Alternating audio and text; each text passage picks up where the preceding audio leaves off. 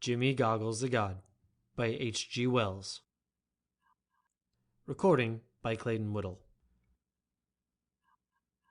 "It isn't everyone who's been a god," said the sunburnt man, "but it's happened to me, among other things."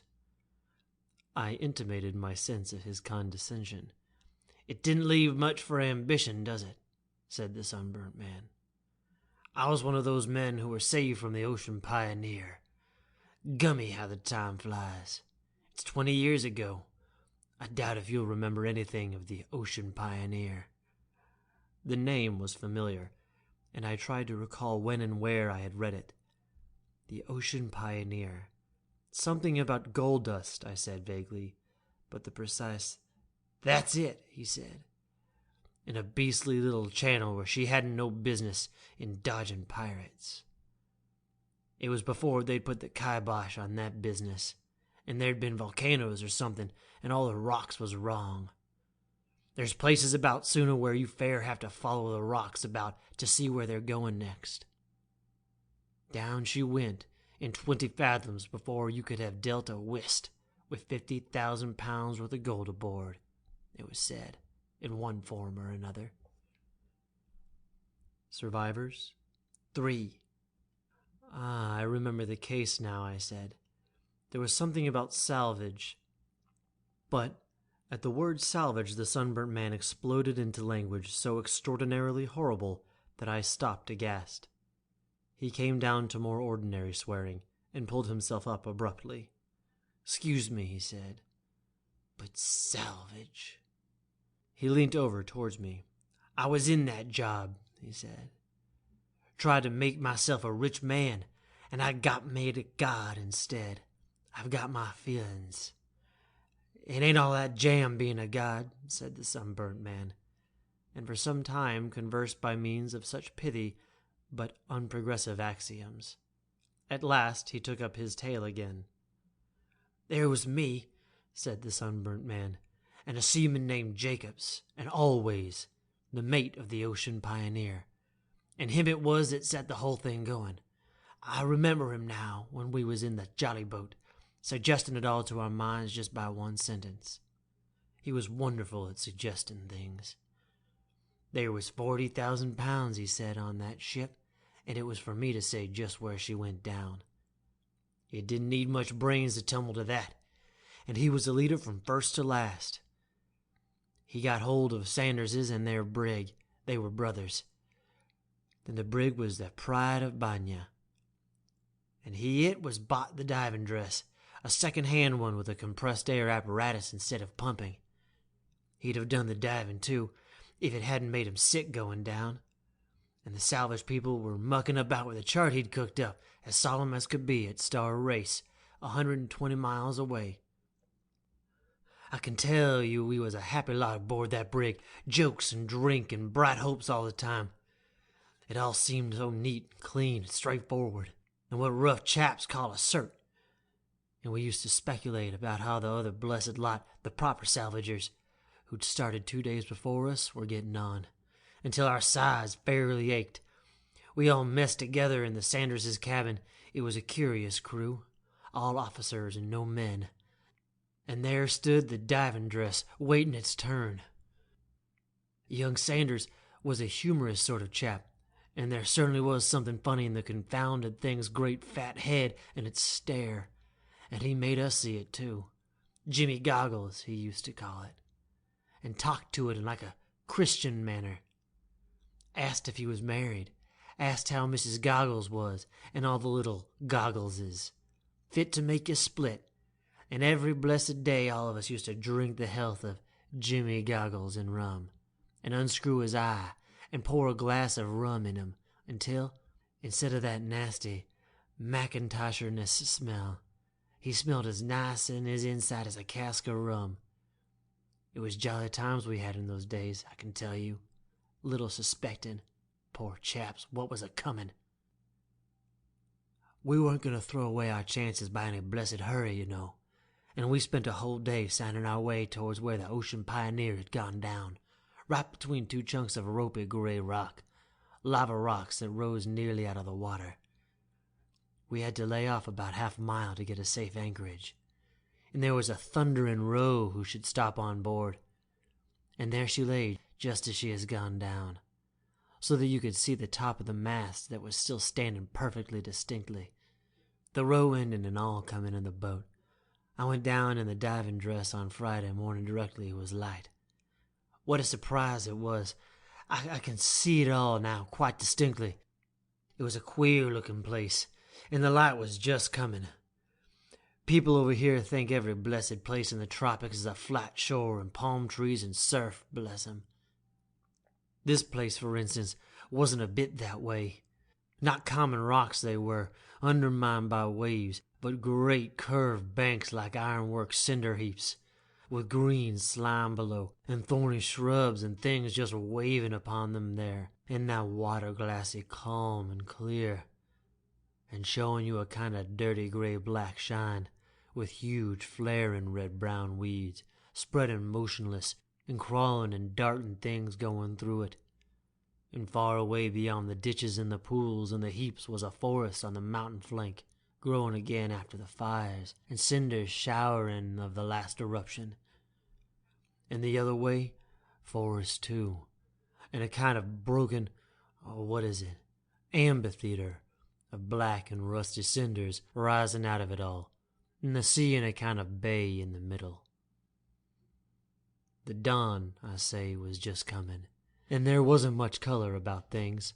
Not a human being but ourselves anywhere in sight up or down the channel, except the Pride of Banya, laying out behind a lump of rocks toward the line of the sea. Not a human being in sight, he repeated, and paused. I don't know where they come from, not a bit, and we were feeling so safe we were all alone that poor young Sanders was a-singing. I was in Jimmy goggles, all except the helmet. Easy, says always. There's your mast.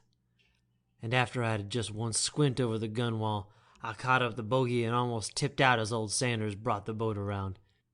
When the windows were screwed and everything was all right, I shut the valve from the air belt in order to help my sinking, and jumped overboard, feet foremost, for we hadn't a ladder. I left the boat pitching, and all of them staring down into the water after me, as my head sank down into the weeds and blackness that lay about the mast. I suppose nobody, not the most cautious chap in the world, would have bothered about a look at it, such a desolate place. It stunk of solitude. Of course, you must understand, I was a greenhorn at diving. None of us were divers. We'd had to muck about with the thing to get the way of it, and this was the first time I'd been deep. It feels damnable. Your ears hurt beastly. I don't know if you've ever hurt yourself yawning or sneezing, but it takes you like that, only 10 times worse, and a pain over the eyebrows here, splitting, and a feeling like influenza in the head, and it isn't all heaven in your lungs and things, and going down feels like the beginning of a lift, only it keeps on, and you can't turn your head to see what's above you, and you can't get a fair squint at what's happening at your feet without bending down something painful. And being deep, it was dark, let alone the blackness of the ashes and mud that formed the bottom. It was like going down at the dawn, back into the light, so to speak. The mast came up like a ghost of the black, and then a lot of fishes, and then a lot of flapping red seaweed, and then whack I came with a kind of dull bang on the deck of the Ocean Pioneer, and the fishes that had been feeding on the dead rose about me like a swarm of flies from road stuff in summertime. I turned on the compressed air again, for the suit was a bit thick and mackintoshery after all, in spite of the rum, and stood recovering myself. It struck coolish down there, and that helped take off the stuffiness a bit.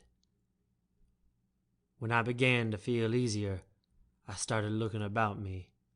It was an extraordinary sight. Even the light was extraordinary, a kind of reddy-colored twilight on account of the streamers of seaweed that floated up on either side of the ship, and far overhead just a moony deep green blue. The deck of the ship, except for a slight list to starboard, was level, and lay all dark and long between the weeds, clear except where the mast had snapped when she rolled, and vanishing into black night towards the forecastle. There wasn't any dead on the decks, Most were in the weeds alongside, I suppose. But afterwards I found 2 skeletons lying in the passengers' cabins where death had come to them. It was curious to stand on that deck and recognize it all bit by bit. A place against the rail where I had been fond of smoking by starlight, and the corner where an old chap from Sydney used to flirt with a widow he had aboard. A comfortable couple they'd been, only a month ago. And now, you couldn't have got a meal for a baby crab off either of them. I've always had a bit of philosophical turn, and I dare say I spent the best part of 5 minutes in such thoughts before I went below to find where the blessed dust was stored. It was slow work, hunting, feeling it was for the most part, pitchy dark, with confusing blue gleams down the companion. And there were things moving about. A dab at my glass once, and once a pinch at my legs. Crabs, I expect.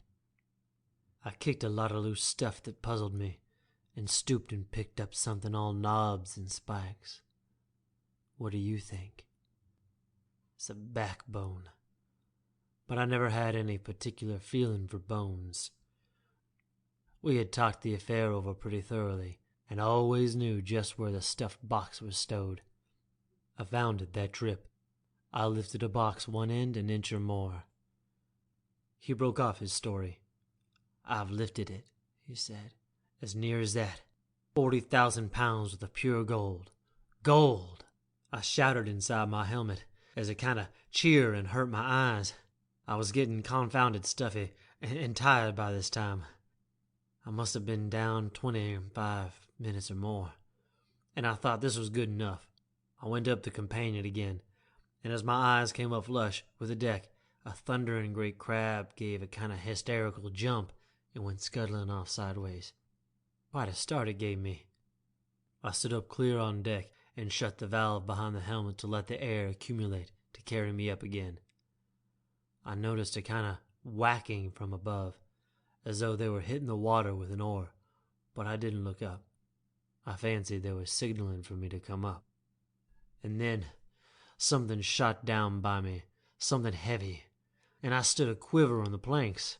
I looked, and there was a long knife I'd seen young Sanders handling. Thinks I, he's dropped it, and I was still calling him this kind of fool and that, for it might have hurt me serious, when I began to lift up and drive towards the daylight. Just about the level of the top spars of the Ocean Pioneer, whack! I came up against something sinking down, and a boot knocked in front of my helmet. Then something else, struggling, frightful. It was a big weight atop of me, whatever it was, and moving and twisting about. I'd have thought it a big octopus or some such thing if it hadn't been for the boot, but octopuses don't wear boots. It was all in a moment, of course. I felt myself sinking down again, and I threw my arms up about me to keep steady, and the whole lot rolled free of me and shot down as I went up. He paused. I saw young Sanders's face over a naked black shoulder, and a spear driven clean through his neck, and out of his mouth and neck what looked like spirits of pink smoke in the water, and down they went clutching one another, and turning over, and both too far gone to leave go, and in another second my helmet came a whack fit to split against the nigger's canoe. It was niggers, 2 canoes full. It was lively times, I tell you. Overboard came always with 3 spears in 'em. There was the legs of 3 or 4 black chaps kicking about me in the water. I couldn't see much, but I saw the game was up at a glance, gave my valve a tremendous twist, and went bubbling down again after poor Always, in as awful a state of scare and astonishment as you could well imagine. I passed young Sanders and the nigger going up again and struggling still a bit, and in another moment I was standing in the dim again on the deck of the Ocean Pioneer. Gummy, thinks I, here's a fix. Niggers. At first I couldn't see anything for it but stifle below or stabs above. I didn't properly understand how much air there was to last me, but I didn't feel like standing very much more of it down below. I was hot and frightfully heady, quite apart from the blue funk I was in. We'd never repined with these beastly natives, filthy Papuan beasts. It wasn't any good coming up where I was, but I had to do something. On the spur of the moment, I clambered over the side of the brig and landed among the weeds, and set off through the darkness as fast as I could. I just stopped once and knelt, and twisted back my head in the helmet and had a look up. It was a most extraordinary bright green-blue above, and the two canoes in the boat floating there were small and distant like a kind of twisted H, and it made me feel sick to squint up at it and think what the pitching and swaying of the three meant.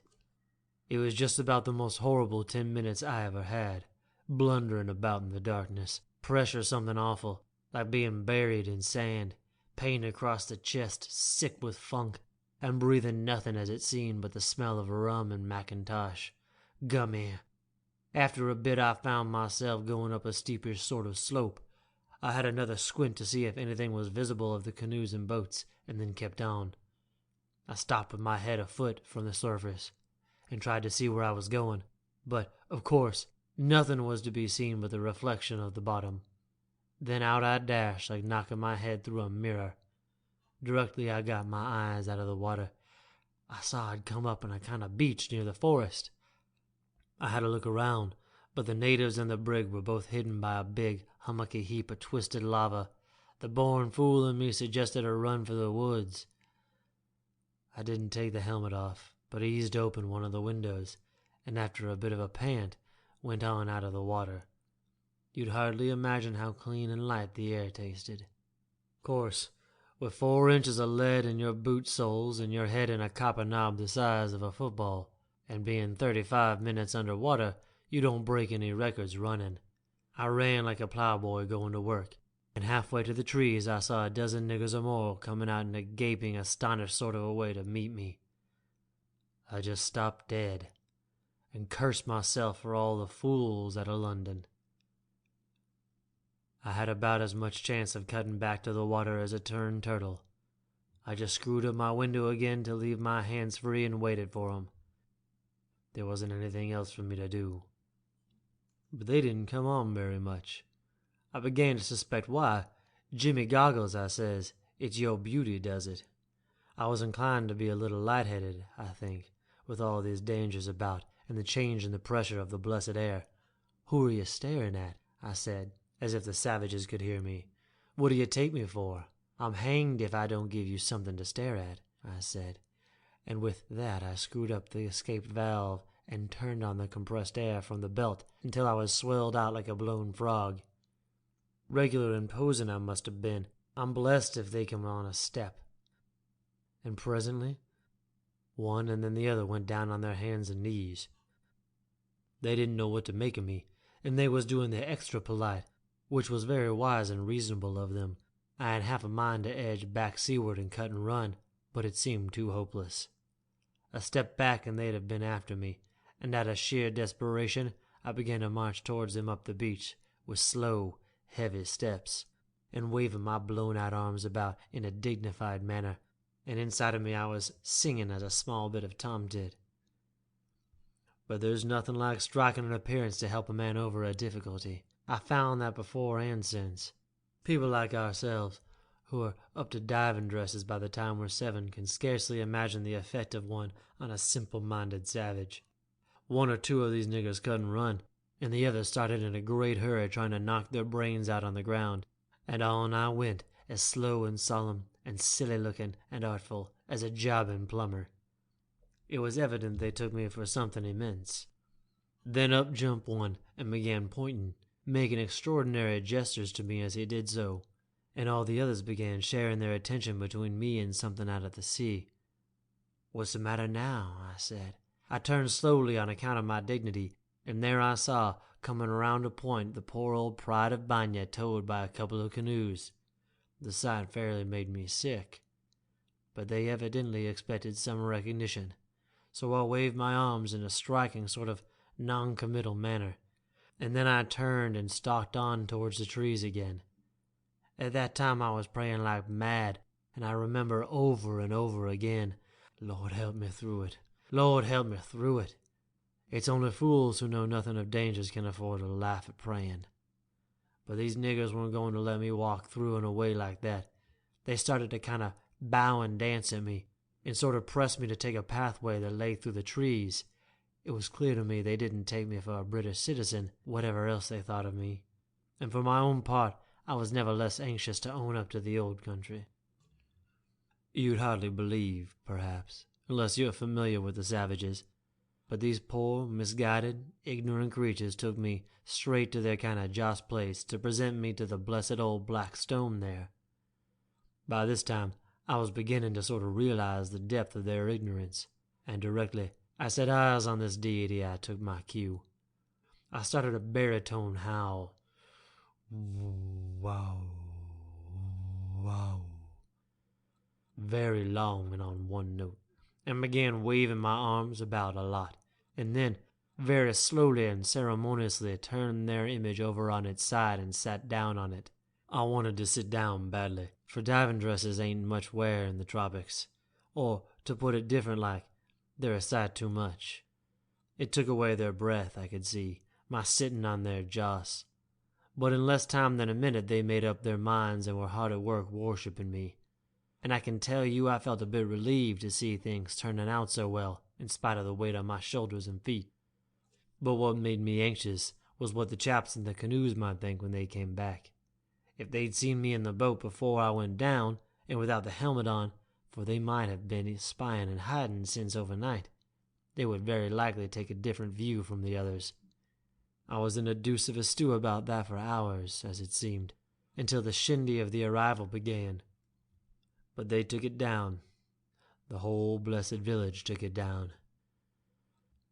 At the cost of sitting up stiff and stern, as much like those sitting Egyptian images one sees as I could manage for pretty nearly 12 hours, I should guess at least, I got over it. You'd hardly think what it meant in the heat and stink. I don't think any of them dreamt of the man inside. I was just a wonderful leathery great joss that had come up with luck out of the water. But that fatigue, the heat, the beastly closeness, the macintoshery-ness and the rum, and the fuss. They lit a stinking fire on a kind of lava slab there was before me, and brought up in a lot of gory muck, the worst parts of what they were feasting on outside, the beasts, and burnt it all in my honor.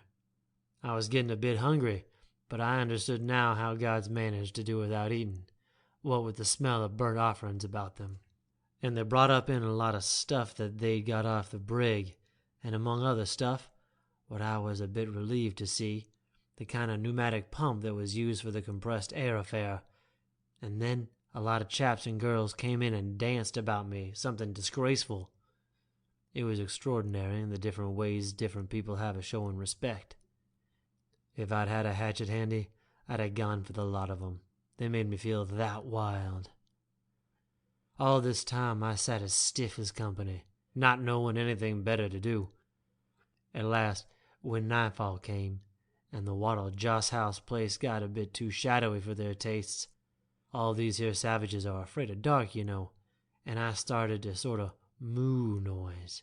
They built big bonfires outside and left me alone in peace in the darkness of my hut, free to unscrew my windows a bit and think things over, and feel just as bad as I liked, and Lord, I was sick. I was weak and hungry, and my mind kept on behaving like a beetle on a pin. Tremendous activity and nothing done at the end of it, come round just where it was before. I was sorrowing for the other chaps, beastly drunkards certainly, but not deserving such a fate. And young Sanders with the spear through his neck wouldn't go out of mind. There was the treasure down in the Ocean Pioneer, and how one might get in and hide it somewhere safer and get away and come back for it. And there was a puzzle where to get anything to eat. I tell you, I was fair rambling. I was afraid to ask by signs for food for fear of behaving too human. And so there I sat and hungered until very near the dawn. The village got a bit quiet, and I couldn't stand it any longer. And I went out and got some stuff like artichokes in a bowl and some sour milk. What was left of these I put away among the other offerings, just to give them a hint of my tastes. And in the morning they came to worship, and found me sitting up stiff and respectable on their previous god, just as they'd left me overnight. I'd got my back against the central pillar of the hut, and, practically, I was asleep. And that's how I became a god among the heathen. A false god, no doubt, and blasphemous, but one can't always pick and choose. Now, I don't want to crack myself up as a god beyond my merits, but I must confess that while I was god to these people, they was extraordinarily successful. I don't say there's anything in it, mind you. They want a battle with another tribe. I got a lot of offerings I didn't want through it. They had a wonderful fishing, and their crop of para was extremely fine, and they counted the capture of the brig among the benefits I brought them. I must say, I don't think that was a poor record for a perfectly new hand. And though perhaps you scarcely credit it, I was the tribal god of those beastly savages for pretty nearly 4 months. What else could a man do? But I didn't wear that diving dress all the time. I made 'em rig me up a sort of holy of holies, and a deuce of a time I had, too, making them understand what it was I wanted them to do. That indeed was great difficulty, making them understand my wishes. I couldn't let myself down by talking their lingo badly, even if I'd been able to speak it at all. And I couldn't go flapping a lot of gestures at them, so I drew pictures in sand and sat down beside them and hooted like 1 o'clock. Sometimes they did things I wanted all right, and sometimes they did 'em all wrong. They were always very willing, certainly. All the while I was puzzling how I was to get the confounded business settled.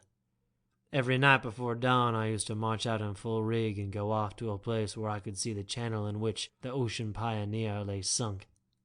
And once even, one moonlight night, I tried to walk out to her, but the weeds and rock and dock clean beat me. I didn't get back till full day, and then I found all those silly niggers out on the beach praying their sea god to return them. I was that vexed and tired, messing and tumbling about, and coming up and going down again. I could have punched their silly heads all round when they started rejoicing. I'm hanged if I like so much ceremony.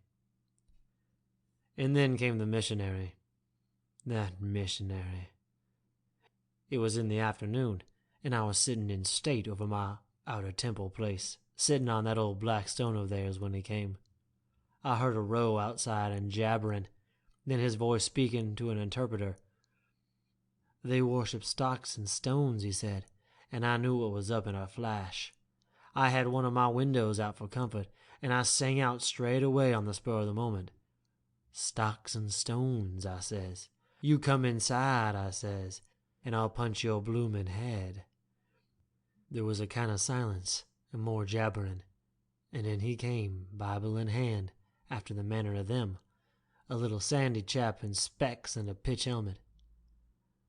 I flatter myself that me sitting there in the shadows with my copper head and my big goggles struck him a bit of a heap at first. Well, I says, how's the trade in calico? For I don't hold with missionaries. I had a lark with that missionary. He was a raw hand, and quite outclassed with a man like me. He gasped out who was I, and I told him to read the inscription at my feet if he wanted to know. Down he goes to read, and his interpreter, being of course as superstitious as any of them, took it as an act of worship and plumped down like a shot. All my people gave a howl of triumph, and there wasn't any more business to be done in my village after that journey, not by the likes of him. But of course, I was a fool to choke him off like that. If I'd had any sense, I should have told him straight away of the treasure and taken him into company. I've no doubt he'd have come into company. A child with few hours to think it over could have seen the connection between my diving dress and the loss of the Ocean Pioneer. A week after he left, I went out one morning and saw the Motherhood, the salvage ship from Star Race, towing up the channel and sounding. The whole blessed game was up, and all my trouble was thrown away. Gummy, how wild I felt, and guying it in that stinking silly dress 4 months. The sunburnt man's story denigrated again. Think of it, he said, when he emerged to linguistic purity once more. 40,000 pounds worth of gold. Did the little missionary come back? I asked. Oh, yes, bless him. And he pledged his reputation there was a man inside the god, and started out to see as much with tremendous ceremony. But there wasn't. He got sold again. I always did hate scenes and explanations, and long before he came I was out of it all, going home to Banya along the coast, hiding in bushes by day and thieving food from the villages at night. Only weapon a spear. No clothes, no money, nothing. My face was my fortune, as the saying is, and just a squeak of 8,000 pounds of gold, fifth share. But the natives cut up Rusty, thank goodness, because they thought it was him had driven their luck away.